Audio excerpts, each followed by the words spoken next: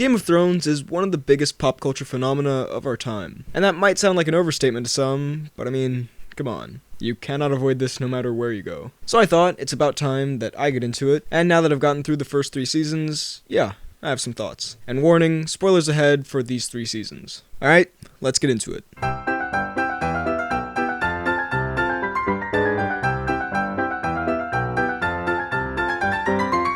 Man who fights for gold can't afford to lose to a girl. I want to fight for the side that fights for the living. Okay, I doubt you're surprised by me saying this, but right off the bat, yeah, the show's awesome. Like, really awesome. Like, almost Breaking Bad levels of awesome. One of the things that I find really interesting about the show, and something that I think really helps it, is that it's on HBO. That means that it can show anything. Rape, incest, torture, sex, beheadings, attempted rape, a man getting half his face cut off, more incest, etc. And yes, that can lead to some pretty disturbing stuff, but it allows the storytelling to flow naturally. You never feel like the show isn't reaching its full potential because it's held back by network restrictions. Also, the fact that anyone can die or get maimed or whatever at any time adds so much more tension and so many more shocking moments to this, even if I know most of the spoilers ahead of time. Like Ned Stark dying at the end of season 1, the biggest star on the show. That's insane, and it sets the tension for the rest of the show perfectly. Also, on that violence note, I do have to say, the show can get slightly hard to watch sometimes. And with that, I'm mostly talking about the Theon storyline. Like, I'm usually not very squeamish. You can show me those Mortal Kombat X fatalities, and I'll just be like, meh, it's a video game. But some of this stuff, yeah, it's quite unpleasant. Something else that never fails to impress with this television show is that it's essentially feature film level in every way, both in storytelling and surprisingly production value. Like nowadays, everyone knows, oh yeah, Game of Thrones, huge budgets. But it's still just so amazing to me. The sets, the costumes, the huge casts, the action sequences, the CGI, all are so incredible. Not just for TV, but just for any piece of entertainment. A lot of this looks better than some movies sometimes. Except for that bear. That bear looked terrible. The theme song is iconic, the music generally is just spectacular, and the writing is great. The dialogue between characters is really well done, and while the show is extremely dark, it still has funny moments. The writing is also brilliant in the fact that it gets you to root for characters who are totally awful human beings. Theon Greyjoy, pretty terrible person. I ended up feeling incredibly sorry for him. Jaime Lannister, he tried to murder a small child. Still end up on his side for a lot of this. And the Hound, one of the worst people on the show, also one of my favorite characters. And that just astounds me, that I find myself wanting things to go well for these super bad people. On that note, let's go through all the storylines. Talk about what I like, what I don't like, the actors, the characters, all that stuff. And yes, this is mostly going to be stuff from Season 3, because that's the one I watched most recently, so that's the one that's freshest in my mind. So, let's go plotline by plotline, starting with... So let's start with arguably the most popular storyline here, maybe, that being all the Jon Snow stuff. Yeah, it's pretty awesome. For one, the characters and performances are all really good here. Kit Harington is of course good as Jon Snow, and everyone else, from Sam to Ygritte to this frightening ginger man, they're all great. Also, this story has quite a few of the only characters that I genuinely like on this show. With all the grand locations and ice zombies and whatnot, visually, this is also great. And, what with it being one of the more supernatural aspects of the story, it's a very interesting contrast between the more political stuff happening in other storylines. Overall, really exciting stuff, and I'm pretty much always invested in it. Alright, not a ton to say about this one. Most of what I said about the previous ones still stands true here. Really great performances, great dialogue, good pacing, etc. Yeah, all that's the same here. I was never a huge fan of Catelyn, but Robb was pretty cool. I will say, occasionally this plot can get a little samey, like Robb gets frustrated about some strategic decision a few times, but it all makes sense for the characters, and I'd never call it boring. And the main thing that people think of when you bring this up is the Red Wedding. And yeah, look, I had this spoiled for me before I even started watching the show, and I knew pretty much exactly what was going to happen and how it was going to happen, but it was still pretty horrifying. That is definitely one of the most intense scenes in the show thus far. Not only the ways they die, although that's pretty bad too, but now that I've actually gotten attached to these characters for 3 seasons, yeah, that's pretty rough. I can only imagine how much worse that would have been for someone who didn't know it was coming.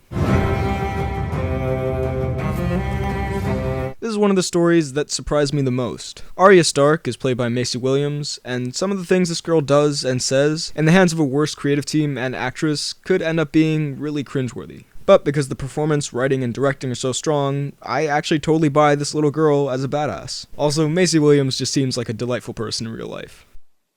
They dead. Like so dead. Like OMG dead. My mother and brother are dead. And the Hound is spectacular. He has some of the best and funniest lines on the show. Any man dies with a clean sword, I'll rape his fucking corpse!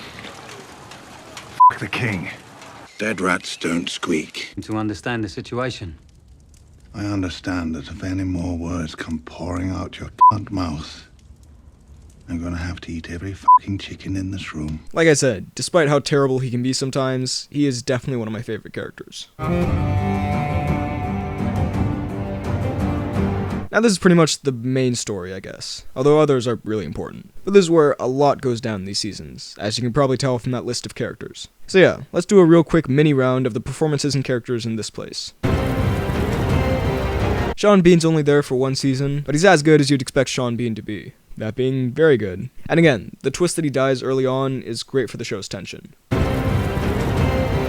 Peter Dinklage is awesome as Tyrion, probably my favorite character in the whole show. Not only is he a likable person surrounded by pretty terrible people, but his character is also quite interesting. He also never catches a break. He's super funny, super charming, and can totally carry emotional scenes when he needs to. Just like Tyrion is the best character, pretty much everyone associated with him are also some of my favorite characters. Bronn and Pod are both great in very different ways, both performances are really good, and both, especially Bronn, are incredibly fun to watch on screen. Charles Dance is fantastic, not much else to say. Easily one of the most complex characters in the show. Lena Headey is perfect as this character, and the character herself, look, I don't really like her. Like, I enjoy watching her on screen, but as a person, she's not very pleasant, is she? I mainly say this because I hear from my friends, apparently she's more likable in later seasons, so I'm curious to see how they can make this character more likable. Like, there are moments where I'm like, oh, I feel kind of bad for her, but those are kind of outweighed by a lot of her other moments. I really enjoy these two. I find the kind of weirdness and mystery around them and how they do what they do really entertaining. Really good performance here, which kind of surprised me, since my only other Sophie Turner experience has been X-Men Apocalypse, where she's, well... I saw the end of the world. Yeah. Yep, she's pretty great. She's also pretty great. He's also pretty great. Just kidding, this kid's the worst. I mean, the actor's fantastic. Jack Gleason plays this complete monster of a child extremely well, to the point where I'm actually hoping for the death of a 12-year-old boy like a madman. I do know what eventually becomes of him, but yeah, in these first 3 seasons, goddamn is he the worst. Now just overall, in King's Landing, for the most part, it's all much less supernatural, and it's more of a political drama, pretty much carried by the characters and dialogue. And yet, it's one of the best stories in the show. It's so cool that there are no crazy dragons or ice monsters or whatever on screen, it's just characters talking. And it's just as, if not more fascinating. These characters are all so engaging, and their interactions are so well done and compelling. Even when it's awful people doing awful things, I'm always on the edge of my seat waiting to see what'll happen next. Also, I'm very curious to see how these storylines are eventually going to collide, because some of these seem like they're almost set in different worlds from others.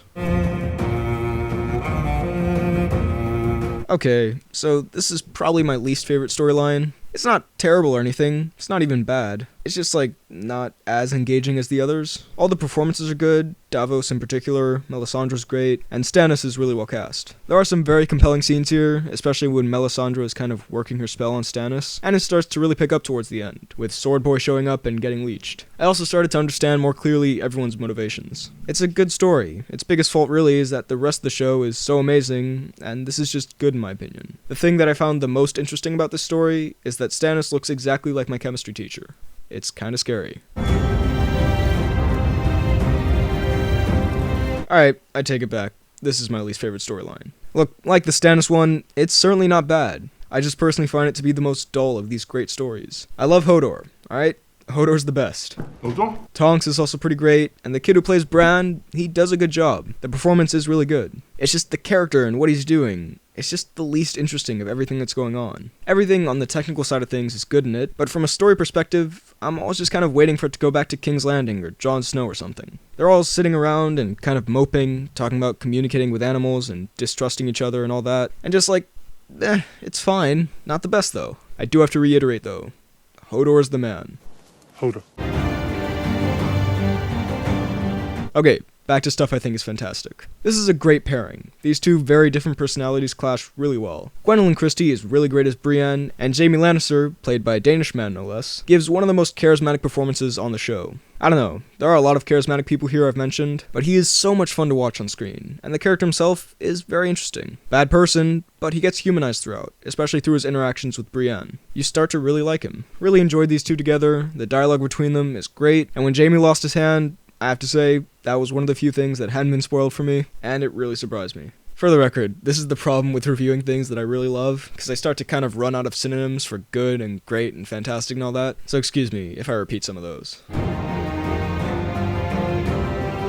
So now we get into one of the most horrifying parts of the show. Theon starts out as a total prick. Really didn't like him for the first 2 seasons. The actor's obviously great. That actor plays snivelly little kind of pathetic douchebag characters extremely well. But then he gets captured and strung up on this X-Men logo. And then things take a turn for the tortury. Like I mentioned, this is when the show gets a little hard to watch. I kind of reconsider who I could recommend the show to. Those scenes get pretty intense. And they also manage to make Theon a little bit likable, just because of how sorry you feel for him. And then there's Ramsay Bolton. Okay, props to this actor for playing this character so well, but this is the character I hate the most in Game of Thrones. I know, Joffrey is the most annoying, cruel, awful human being, but personally, Ramsay just seems a little bit worse. He is so detestable, and I really hope he dies soon. Really, I'd say this story is a bit like a car crash. It's so terrible, but at the same time, you can't really look away.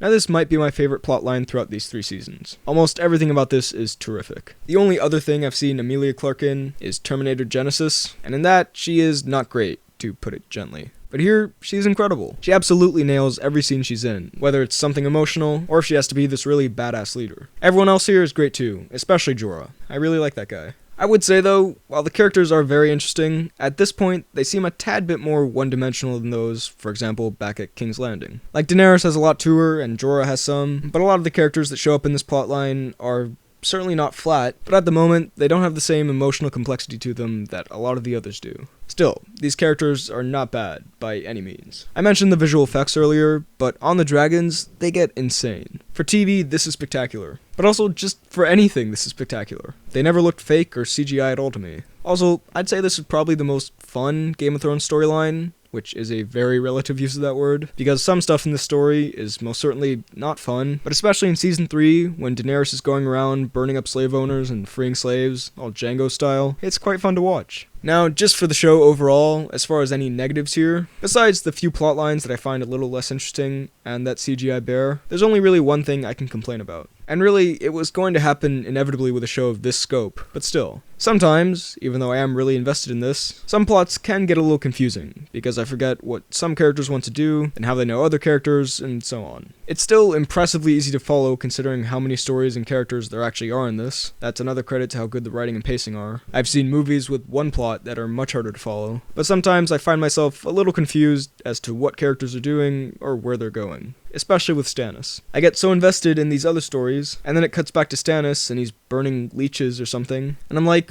what are you doing again? You love the Fire Woman, got it, and Davos, he's a good guy? And who's this girl? In the end, I can usually put things together through context or a little cursory Google search, but especially if I don't watch for a week or two and then come back, I'm usually just a tad lost sometimes. Not anything that breaks the show though. So in conclusion, I probably don't need to say this, but Game of Thrones is spectacular. These first 3 seasons are filled with gorgeous cinematography and fantastic visuals, pretty masterful storytelling, amazing performances, stunning sets, and exciting action. The show isn't totally perfect, some stories are less interesting than others, but there's nothing awful in here. And most of this is phenomenal. I cannot wait to watch the next 4 seasons and get ready for the epic finale in about 2 years from now. I'll give the first 3 seasons of Game of Thrones a 9.7 out of 10. So those were my thoughts on Game of Thrones seasons 1 through 3. What do you think of these? Let me know all of your thoughts down below in the comments. While you're at it, be sure to like this video, check out my Instagram and Twitter at BHL_Hudson. Check out this podcast about movies and TV and whatnot I do every other week with a friend of mine. It's called The Poorly Planned Podcast.